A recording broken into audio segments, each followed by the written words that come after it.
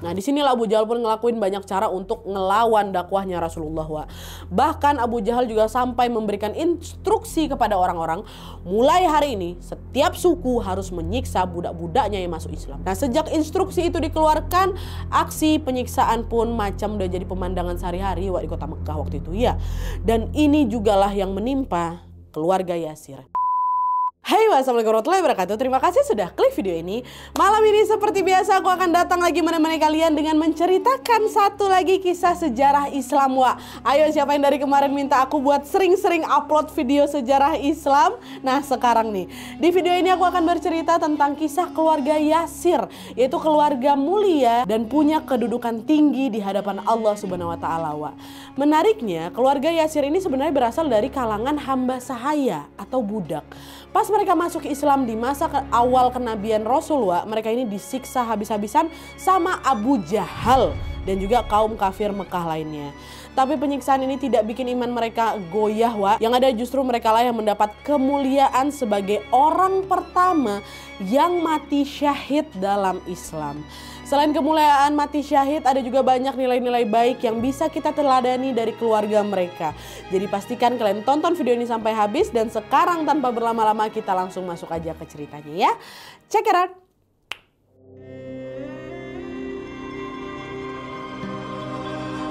Oke, sejarah keluarga Yasir yang akan aku ceritakan ini mencakup kisah 3 orang mulia yang bernama Yasir bin Amr sang ayah, Sumayyah binti Khayyat sang ibu, dan anak mereka yaitu Amr bin Yasir. Kita mulai kisah dari awal dulu ya, kisah Yasir bin Amr. Nah, jadi Yasir bin Amr ini atau sang ayah dimulai jauh sebelum masa kenabian pas Mekah ini masih dikuasai sama kaum jahiliyah. Yasir adalah pendatang dari Yaman. Beliau ini datang ke Mekah bersama saudaranya yang bernama Haris dan juga Malik. Awalnya mereka bertiga ini datang ke Mekah untuk mencari saudara mereka yang hilang. Kabarnya saudara mereka ini lagi berdagang atau lagi ziarah ke Mekah. Tapi entah kenapa dia ini nggak pulang-pulang si saudaranya ini.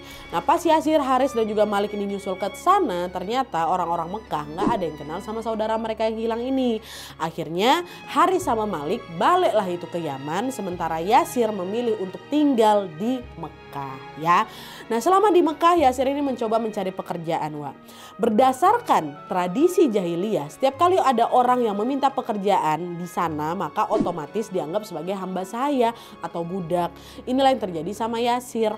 Pada saat itu Yasir punya tuan yang bernama Abu Huzaifah bin Mughairah dari Bani Makhzum nih. Bani Makhzum ini adalah suku besar di Mekah. Abu Jahal, Bani Makhzum, Khalid bin Walid juga berasal dari suku yang sama, Bani Makhzum ini. Nah, pada saat itu Abu Huzaifah ini suka kali sama kinerjanya Yasir.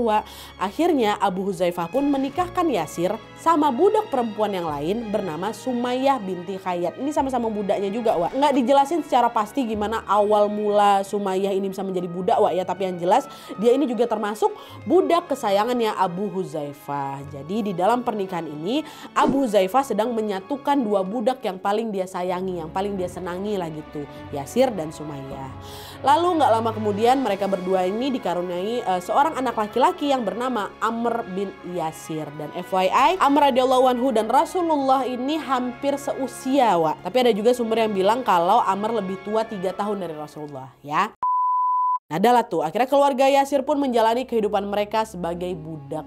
Mereka nggak punya banyak penghasilan, tapi setidaknya mereka aman karena berada di bawah naungan Bani Makhzum, which is ini adalah tadi apa? Suku yang besar di Mekah. Sampai akhirnya bertahun-tahun kemudian tuan mereka atau Abu Huzaifah ini pun meninggal dunia atau wafat. Berdasarkan tradisi di zaman itu, budak bisa dianggap merdeka kalau tuannya sudah meninggal. Begitu juga berarti dengan keluarganya Yasir. Tuan mereka meninggal, berarti kan mereka bisa merdeka nih.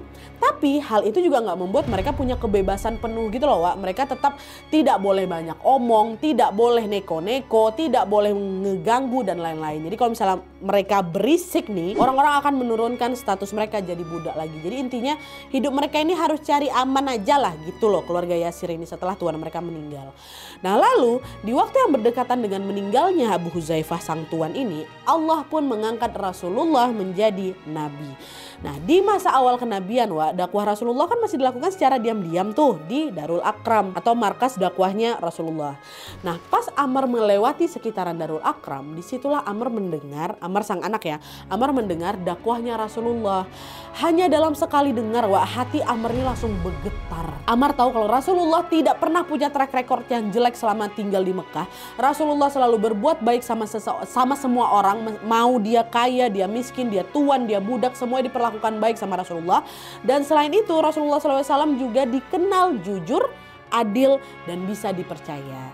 Alhasil pas Amr dengar dakwahnya Rasulullah, Amr pun sudah tidak ragu untuk bersyahadat. Padahal ini masih dakwah diam-diam ya, nggak ragu dia sama sekali. Lalu sepulangnya dari Darul Akram setelah mendengar yang tadi dan dia bersyahadat, Amr pun langsung menjelaskannya ke Yasir dan Sumayyah, ke kedua orang tuanya tentang agama Islam yang sudah diajarkan Rasulullah. Ada banyak sekali nilai-nilai Islam yang membuat keluarganya Yasir ini tersentuh. Salah satunya yaitu konsep kesetaraan, di mana Islam memandang semua orang itu sama. Yang membedakan hanyalah ketakwaannya. Contoh aja lah nih ya, di dalam Islam semua orang berhak sholat di saf paling depan. Bahkan bangsawan sekalipun, kalau misalnya dia datang telat sholat, ya dia nggak berhak ngusir orang-orang di saf depan walaupun mungkin mereka cuma seorang budak ya. Nah, melihat betapa indahnya Islam, sama seperti anaknya Amr, Yasir dan juga Sumayyah tidak ragu untuk langsung bersyahadat saat itu juga. Hal inilah yang membuat keluarga Yasir pun termasuk dalam kalangan apa? As-sabiqul awalun atau orang-orang pertama yang masuk Islam. Nah, dari sini saja keluarga Yasir sudah mendapatkan kemuliaan yang besar kali. Udah besar kali. Kenapa?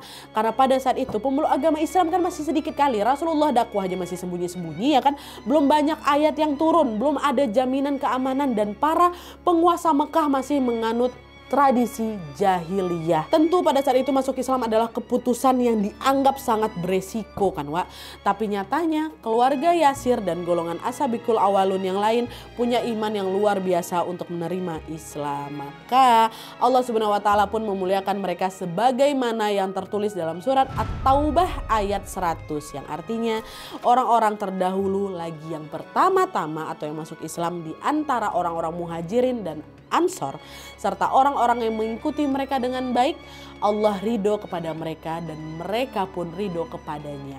Allah menyediakan bagi mereka surga-surga yang mengalir sungai-sungai di bawahnya. Mereka kekal di dalamnya selama-lamanya. Itulah kemenangan yang agung. Baru masuk Islam udah dijamin masuk surga. Masya Allah. Nah, dalat tuh akhirnya setelah resmi masuk Islam, keluarga Yasir pun beribadah secara diam-diam juga Mereka tidak membuka identitas keislamannya sama sekali di depan publik karena yaitu tadilah sebagai keluarga budak, mereka tidak boleh berisik kan di tengah masyarakat. Jadi nggak boleh kelihatan mencolok gitulah. Tapi seiring berjalannya waktu, Abu Jahal nih salah satu tokoh pembesar Mekah dan musuhnya kaum muslimin, akhirnya tahu soal keislaman mereka. Dan sejak saat itu berbagai cobaan pun mulai menimpa keluarga Yasir. Kita masuk ke cobaannya Sabar kalian dengerin ini.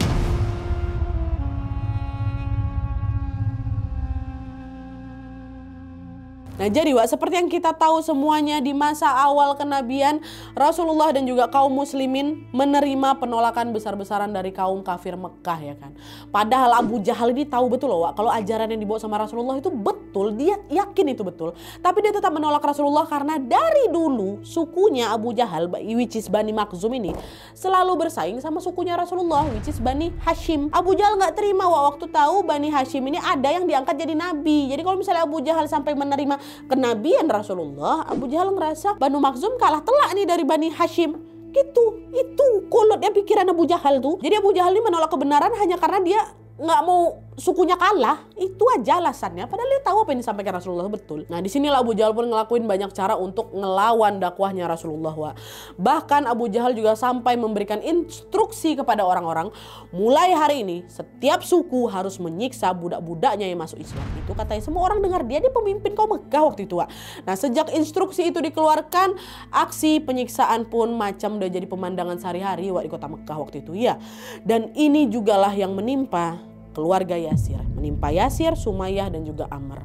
Perlu diingat bahwa pada saat itu usia Yasir sama Sumayyah udah nggak muda lagi. Amr anaknya aja seusia sama Rasulullah. Rasulullah diangkat jadi nabi 40 tahun. Berarti Amr juga kurang lebih 40-an tahun kan, Wak? Jadi bisa dipastikan Yasir dan Umayyah orang tua mereka jauh lebih tua dari itu. Perkiraannya sekitar 60 sampai 70-an tahun, Wak, umur mereka. Bahkan Yasir juga sendiri udah digambarkan udah nggak punya alis waktu itu, Wak. Udah saking tuanya. Tapi tentu orang-orang kafir Mekah nggak peduli sama kondisi keluarganya Yasir, Wak. Orang-orang kafir ini mendobrak rumah mereka, rumah keluarga Yasir, menyeret mereka ke padang pasir yang paling panas. Sampai di padang pasir, Yasir, Sumayyah dan Amr dibaringkan dengan kondisi tangan dan kaki yang terikat. Ada juga, Wak, riwayat yang bilang kalau Yasir dan Amr sampai dilucuti pakaiannya, sampai apa ya, kulit mereka langsung nempel ke apa itu, ke pasir panas itu. Kebayang nggak, Wak, sepanas apa nih? Kalian tahu kan ada kerupuk yang bisa matang digoreng pakai pasir? Tahu kan? Pasir itu memang bisa sepanas itu, Wak. Kalau kena kulit bisa melepuh-melepuh. Ngebayangin kulit mereka melepuh gegara tepanggang pasir aja udah ngilu kali ya kan. Tapi nyatanya siksaan dari kaum kafir Mekah tuh ya bahkan jauh lebih parah lagi, Wak. Udah digitukan mereka ditaruh di pasir panasnya, diinjak, dipukul, ditendang kaum muslim itu tanpa henti. Bahkan ya, beberapa dari mereka tega ngebakar besi pakai bara api. Terus dekatnya karena besi yang meleleh itu ke matanya kaum muslimin, termasuk ke keluarga Yasir juga. Jadi besinya memang nggak dicolok langsung ke matanya, tapi kan didekatkan ke, ya Allah, ini kan panas sekali, didekatkan, melepuh juga, rusak juga sekitar matanya. Bahkan ada riwayat yang bilang mata ibunya Amr, Sumayyah, sampai buta gara-gara ditaruh besi panas tuh. Nah, kabar tentang penyiksaan yang menimpa keluarga Yasir dan kaum muslimin lainnya pun akhirnya didengar lawak sama Rasulullah. Tapi sayangnya pada saat itu perlu diingat ya, kaum muslimin tuh masih sangat kecil, Wak. Ini masa-masa kenabian awal ini, dan belum punya power untuk menyelamatkan mereka. Ini perang Badar belum terjadi, masih jauh. Bahkan seperti yang kita tahu juga, Rasulullah juga nggak luput dari siksaan orang kafir Mekah kan, Wak. Jadi lagi tersiksanya kali lah kaum muslimin waktu itu. Nah, lalu pada suatu hari pas keluarga Yasir ini kembali disiksa untuk kesekian kalinya, Rasulullah kebetulan lagi lewat, Wak. Ya kan, lalu orang-orang kafir itu bilanglah ke keluarga Yasir, Rasulullah lewat nih. Orang itu bilang, mana Tuhanmu? Apa Allah bisa nolong kamu? Apa Muhammad itu juga bisa nolong kamu? Astagfirullahaladzim. Nah, Yasir bilang kayak gini. Yasir ya, sang bapak, dia bilang, ini takdir kami, ini waktu kami, katanya. Sumayyah istri juga bilang, demi Allah kami yakin Rasulullah adalah utusan Allah dan kami akan pertahankan ini. Gak takut mereka sama sekali, Wak. Nengok kejadian itu, remuk hati Rasulullah. Lalu Rasulullah mencoba menguatkan mereka dengan berkata, bersabarlah wahai keluarga Yasir. Sesungguhnya tempat yang dijanjikan untuk kalian adalah surga. Masya Allah, merinding aku. Itu kata Rasulullah, Wak. Dan setelah Rasulullah lewat, Abu Jahal datang. Dibawanya lah itu komplotan ini kan. Nah, lalu di hadapan Sumayyah, Abu Jahal bilang, caci makilah Muhammad dan puji-pujilah Tuhan kami, kata Abu Jahal kan. Di situ Sumayyah nggak takut, cewek perempuan ini kan, nggak takut. Yang ada apa, diludahinnya muka Abu Jahal. Wih, kata dia, sungguh buruk engkau dan Tuhan-Tuhanmu, kata Sumayyah. Makin emosi lah Abu Jahal dia kan. Dia ambillah tombak terus dia bilang, ya Sumayyah, lihat baik-baik mata tombak ini ya. Aku akan menusukkan tombak ini ke perutmu. Cepat, caci maki Muhammad dan puji-pujilah Tuhan kami. Sumayyah masih menjawab dengan kalimat yang sama. Sungguh buruk engkau dengan Tuhan-Tuhanmu, kata Sumayyah. Nggak takut sama sekali, Wak. Di situ Abu Jahal makin emosi kan. Udah nggak bisa lagi dia tahan emosinya. Abu Jahal pun betulan menusuk tombaknya ke tubuh Sumayyah. Sedikit demi sedikit. Wah, sedikit demi sedikit, nggak langsung. Biar apa? Biar siksaan yang dirasakan sama Sumayyah makin lama dan makin sakit. Gitu kan, pelan-pelan ditusuknya, Wak. Dan setelah tombak itu tertusuk sepenuhnya, Sumayyah meninggal dunia. Dan atas peristiwa ini, Sumayyah menjadi orang pertama yang mati syahid dalam Islam. Sumayyah orang pertama, Wak. Orang pertama di muka bumi yang mati syahid, Sumayyah. Melihat betapa kejamnya siksaan Abu Jahal ke Sumayyah, Yasir sang suami gak gentar dia sama sekali. Istrinya ada digituan, gak gentar dia. Yasir tetap pada keyakinannya dalam membela Allah dan juga Rasulullah. Akhirnya Abu Jahal datangin Yasir dan dia langsung nginjak perutnya Yasir dengan kencang. Wah, Yasir udah 10 kali waktu itu, Wak. Diinjak sama Abu Jahal, tak langsung meninggal. Yasir menyusul istrinya menjadi orang yang mati syahid juga. Jadi beliau berdua ini Wak, sepasang suami istri yang mati syahid dalam Islam. Pertama istrinya, kedua suaminya. Gara-gara siapa? Nih si Abu Jahal nih.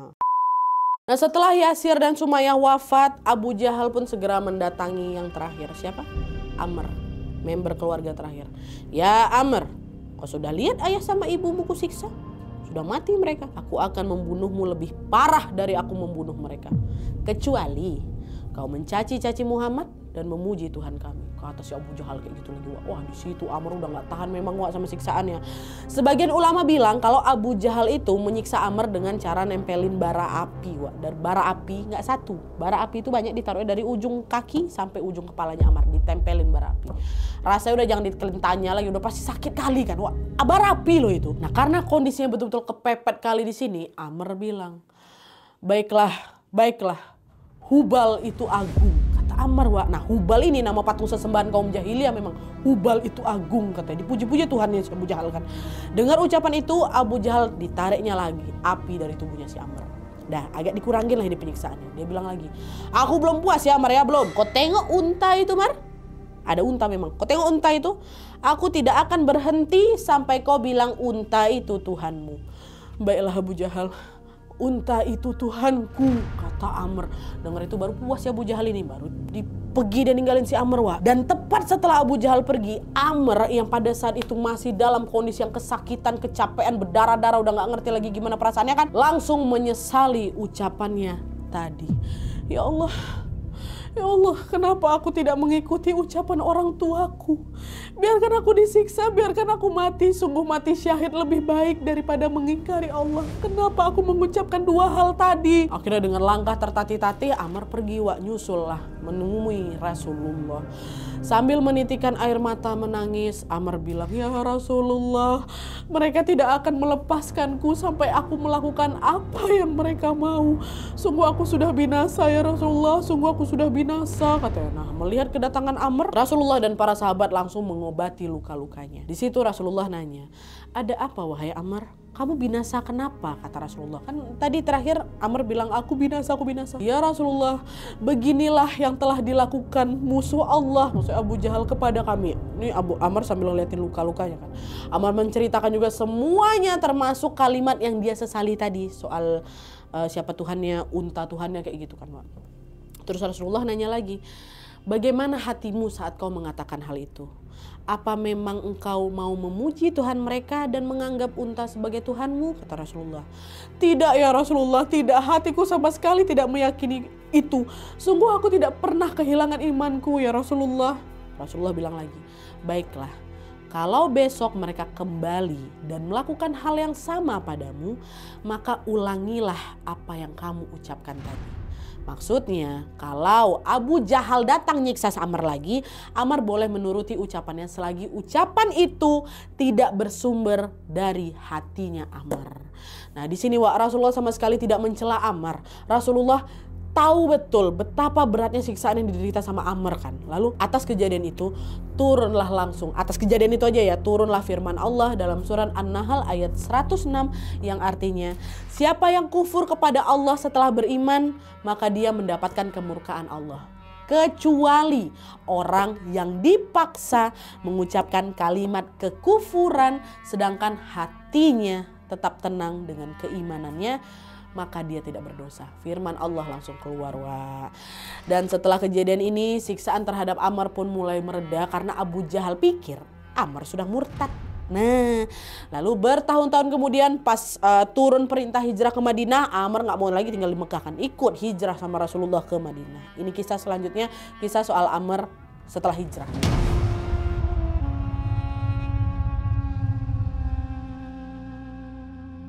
Nah jadi sebelum turun perintah untuk hijrah ke Madinah nih, Rasulullah menyarankan para sahabat untuk hijrah ke Habasyah atau yang sekarang dikenal sebagai Ethiopia. Nah waktu itu Amr ini termasuk yang ikut hijrah ke Habasyah atau ke Ethiopia ini. Nah lalu pas Amr dengar kabar tentang Rasulullah yang mau hijrah ke Madinah, Amr langsung berangkat nyusul ke Madinah, nyusul Rasulullah. Nah dalam perjalanan hijrah itu Rasulullah sempat singgah di wilayah Quba. Quba mana? Pinggiran kota Madinah. Nah Amr juga sampai itu di Quba sama-sama dengan Rasulullah. Dan di sini ada satu hal yang langsung menggelitik atau menyentuh hatinya Amr, yaitu di sana belum ada masjid. Amr ngasih saran lah ke Rasulullah, ya Rasulullah, alangkah baiknya kita membangun masjid di sini. Rasulullah langsung setuju sama ide itu. Langsunglah itu dimulai pembangunan masjid pertama dalam Islam yang dikenal sebagai Masjid Kuba. Selama ini kan kebanyakan kita tuh cuma tahu sebatas Masjid Kuba adalah masjid yang pertama kali dibangun sama Rasulullah kan, Wak.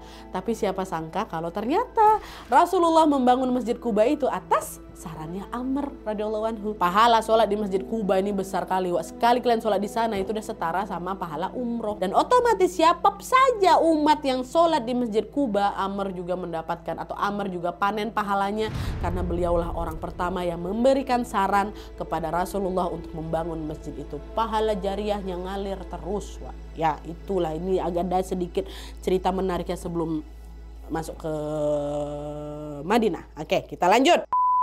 Nah, singkatnya setelah Masjid Kuba selesai dibangun, Amr pun terus berada di dekat Rasulullah dan menjadi sahabat atau menjadi salah satu sahabat yang sangat setia, Wak. Amr diberkahi dengan umur panjang sampai 93 tahun umurnya, dan dengan umur yang panjang itu Amr pun ngelihat langsung gimana kepemimpinan Rasulullah, gimana kepemimpinan Abu Bakar As-Siddiq, Umar bin Khattab, Utsman bin Affan, dan juga Ali bin Abi Thalib. Jadi memang beliau wafatnya di eranya Ali bin Abi Thalib, Wak. Nah, di sepanjang hidupnya itu Amr selalu ikut jihad bersama Rasulullah dan khalifah lainnya. Beliau ikut perang Badar, ikut perang Uhud, ikut Khandaq, ikut Hunain, ikut dan lain-lain. Tentu akan panjang kali videonya kalau misalnya aku ceritakan semua di sini, tapi di sini aku akan menceritakan ada satu kisah yang paling populer, Wak, ya. Paling populer yaitu kisah Amr di salah satu perang, yaitu perang Yamamah, ya. Nah, jadi, Wak, perang Yamamah ini adalah peperangan melawan nabi palsu. Namanya siapa? Musailamah al-Kadzab. Nah, perang ini terjadi di tahun 11 Hijriah di masa Khalifah Abu Bakar As-Siddiq. Pas perang itu berlangsung, ada satu momen di mana pasukan muslim ini betul-betul terdesak kali, Wak. Amr sendiri juga udah terluka parah tuh, di mana salah satu daun telinganya sampai terpotong, putus telinganya. Nah, di situ Amr ngelihat ada banyak sekali pasukan muslim sudah ngedrop, Wak, mulai ngedrop gara-gara takut nih sama musuh. Mereka sudah mulai terdesak. Lalu dengan kondisi yang berdarah-darah, Amr pun naik ke atas batu. Dia langsung berseru, "Wahai kaum muslimin, apakah kalian melarikan diri dari surga? Aku adalah Amr bin Yasir. Kemarilah kalian semua," kata Amr. Amr ini manggil pasukan yang lain untuk mendekat ke arahnya, kan, Wak, untuk nyerang musuh lagi. Nah, dalam seruan tadi ada alasan kenapa Amr menyebut namanya sendiri. Aku adalah Amr bin Yasir. Kemarilah kalian semua. Maksudnya apa nih? Nah, alasannya adalah karena, aduh ini merinding sih. Rasulullah pernah bersabda, Amr selalu mendapatkan petunjuk, diikuti oleh petunjuk dan menjadi petunjuk. Sebenarnya Amr ini bukan orang yang banyak bicara, Wak. Dasarnya dia bukan orang yang banyak bicara. Dari dulu Amr ini memang lebih banyak diam. Tapi Allah selalu menjaga Amr dalam kebenaran. Jadi setiap kali para sahabat ngelihat Amr melakukan sesuatu, ya udah ikutin aja karena itu pasti petunjuk yang benar, kayak gitu. Nah, mendengar seruan Amr tadi, pasukan muslimin yang sempat ngedrop pun jadi semangat lagi, Wak, karena mereka juga ingat kata Rasulullah. Mereka kira berkumpul, mengumpulkan tenaga lagi dan bertarung hingga akhirnya pasukan muslimin pun berhasil memenangkan perang Yamamah. Padahal mereka sempat terdesak, sempat mau ngedrop waktu itu, kan. Menang. Nah, setelah perang Yamamah selesai, Amr pun kembali lagi melanjutkan hidupnya sampai akhirnya di masa kekhalifahan Umar bin Khattab setelah Abu Bakar wafat. Terjadilah peristiwa besar yang juga melibatkan peran Amr di sini, Wak, yaitu peristiwa pada saat Amr menjadi seorang gubernur.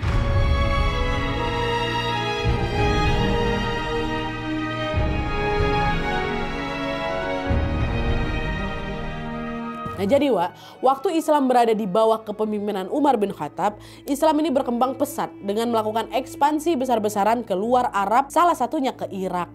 Nah, pas Irak ini berhasil ditaklukkan, Umar bin Khattab ngirim 2 orang kepercayaannya. Yang pertama ada Abdullah bin Mas'ud sebagai guru atau pendidik, terus yang kedua Amr bin Yasir sebagai gubernur di kota Kufah, salah satu kota yang ada di Irak. Nah, menjadi gubernur Kufah bukanlah tugas yang gampang, Wak. Pada masa itu Kufah ini adalah kota yang paling sering diganti gubernurnya. Gara-gara apa? Gara-gara semua penduduk Kufah adalah orang yang kritis. Semua mereka kritis, Wak. Kalau ada satu aja komplain tentang si gubernur yang lagi memimpin pada saat itu, dan keluhan itu dipastikan benar nih, Wak, ya, bukan hoax atau bukan hasutan, maka gubernur itu wajib langsung diganti. Sekritis itulah mereka.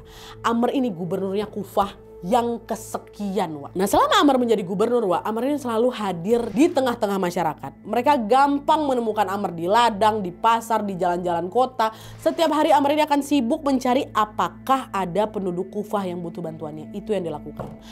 Lalu setiap datang waktunya ibadah, Wak, Ammar lah yang akan maju dan akan menjadi imam dan juga memberikan khutbah. Ammar menjalankan kepemimpinan ini selama bertahun-tahun lamanya, Wak. Dan suatu hari Umar bin Khattab nanyalah ke penduduk Kufah, bagaimana gubernur yang aku kirim ke kalian gitu, which is Ammar bin Khattab. Penduduk Kufah bilang kayak gini, penduduk yang kritis nih bilang kayak gini, Allah lah yang sudah memilih Ammar untuk kami. Dari jawaban itu secara tersirat mereka bilang kalau mereka cocok kali sama Ammar, Wak. Mereka suka dengan kepemimpinan Ammar. Sampai-sampai mereka bilang kalau Ammar adalah gubernur pilihan Allah. Nah, di situ Umar bin Khattab bilang lagi, demi Allah, akulah yang memilihnya dan aku yang bertanggung jawab. Maka sekarang tolong katakanlah bagaimana keadaannya. Jawab sama mereka, sungguh kami tidak menemukan apa-apa kecuali kebaikan, ya Umar. Katanya, wah, buat ukuran penduduk yang super kritis ini, Wak. Mereka bahkan sampai nggak bisa nemuin celah jeleknya Ammar loh. Nggak bisa. Nggak ada ya Umar. Nah, tapi beberapa saat kemudian, Wak, ada satu orang yang tiba-tiba ngeluh soal Umar. Dia nulislah surat ke Umar bin Khattab yang berisi aduan bahwa Ammar tidak memenuhi kebutuhannya, kata si warga ini. Nah, pas Umar melakukan cross check soal hal itu, diketahuilah bahwa Ammar tidak memenuhi keinginannya si orang ini karena orang ini minta jumlah yang lebih banyak dari penduduk yang lain. Itu alasannya. Ammar memberikan jumlah yang sama dengan penduduk lain supaya apa? Supaya adil. Jadi di sini Ammar ini nggak salah, Wak. Tapi atas kejadian ini Umar bin Khattab tetap mencopot jabatannya karena ada keluhan. Sebenarnya ada alasan lain juga sih, Wak, kenapa Umar mencopot jabatan Ammar sebagai gubernur. Alasannya adalah ini yang dilakukan sama Umar ini adalah cara Umar menjaga biar orang-orang tidak terlalu lama memegang jabatan tertentu. Kalau dikasih jabatan terlalu lama, Wak, takutnya ini akan membuat lalai, ya kan? Pernah terjadi kan? Dah. Walaupun Umar yakin sekali ya kalau Ammar ini tidak akan lalai, tapi tetap aja, Wak, ini perlu dilakukan untuk menjaga profesionalitas dan menjaga kekuatan iman lah kayak gitu. Nah, pas menyopot jabatannya Ammar, Umar tetap bertanya dulu sama Ammar, wahai Ammar, apakah engkau tersinggung jika aku mencopot jabatanmu? Dengan tenang, Wak, Ammar jawab, wahai Umar, dibandingkan ketika engkau mencopotku, sungguh hatiku justru lebih berat ketika engkau pertama kali menunjukku. Jika engkau mencopotku, aku sangat bersyukur kepada Allah Subhanahu wa taala karena itu berarti amanahku sudah selesai, kata Ammar. Aduh, merinding aku. Masya Allah, orang kalau misalnya hatinya udah tertaud sama Allah gitu memang, Wak, ya. Pas mereka dapat jabatan nih, mereka sadar betapa beratnya tanggung jawab itu. Jangankan mau hura-hura ngerayain jabatannya. Yang ada mereka sibuk mikirin gimana caranya biar bisa menjalankan amanah itu dengan baik dan biar cepat selesai. Dan pas amanah itu akhirnya selesai, disitulah hati mereka bisa selega itu, lega bukan main bahkan. Coba berkaca sama zaman sekarang. Kalian masih nemuin itu pemangku jabatan yang karakternya kayak Ammar, Wak? Ada nemuin kayak itu? Ada tidak? Ada, Nat. Ada, ya memang ada. Gak semuanya kok kayak gitu. Nah, setelah tidak lagi menjabat sebagai gubernur, Ammar pun pulang ke Madinah. Beberapa tahun kemudian kepemimpinan Islam dilanjutkan oleh Ali bin Abi Thalib radhiyallahu anhu. Nah, di awal masa kepemimpinan Ali, Wak, sempat terjadi pergolakan besar akibat wafatnya Utsman bin Affan yang dibunuh oleh pihak tidak dikenal. Nah, kaum muslimin waktu itu jadi terpecah dua nih. Ini udah aku jelasin juga di kisahnya Utsman dan juga kisahnya Ali. Kalian boleh tonton habis video ini, Wak. Tapi ini aku ringkas saja. Jadi waktu itu kubunya Islam terpecah dua. Sebagian, khususnya di Madinah, ingin segera memilih pemimpin baru lalu mencari pembunuh Utsman. Sementara kelompok dari Syam yang dipimpin sama Muawiyah ingin mencari pembunuhnya dulu. Cari pembunuhnya dulu, baru kita tunjuk pemimpin. Nah, Ali radhiyallahu anhu berpendapat pemimpin harus dipilih dulu agar ada yang bisa diambil keputusan. Akhirnya Ali lah yang dibaiat sebagai khalifah atau pemimpin Islam. Terus Muawiyah yang dari Syam ini datanglah ke Madinah untuk berdiskusi dan juga sempat sepakat bahwa Ali tetap menjadi khalifah dan pembunuh Utsman barulah kita cari. Namun malam sebelum mereka bubar, Wak, sekelompok pemberontak dari pihak Muawiyah, kaum Khawarij namanya, memicu peperangan. Padahal nih sejak awal Muawiyah ini tidak berniat untuk menyerang, Wak, dan udah mencoba untuk menghentikan mereka juga. Tapi konflik ini terlanjur membesar, udah nggak bisa dicegah lagi. Nah, pada saat itu Ammar bin Yasir ini ada di pasukannya Ali. Ammar waktu itu udah 93 tahun, Wak, usianya udah 93 tahun ya. Dan beliau punya firasat kalau kayak sebentar lagi aku wafat lah gitu.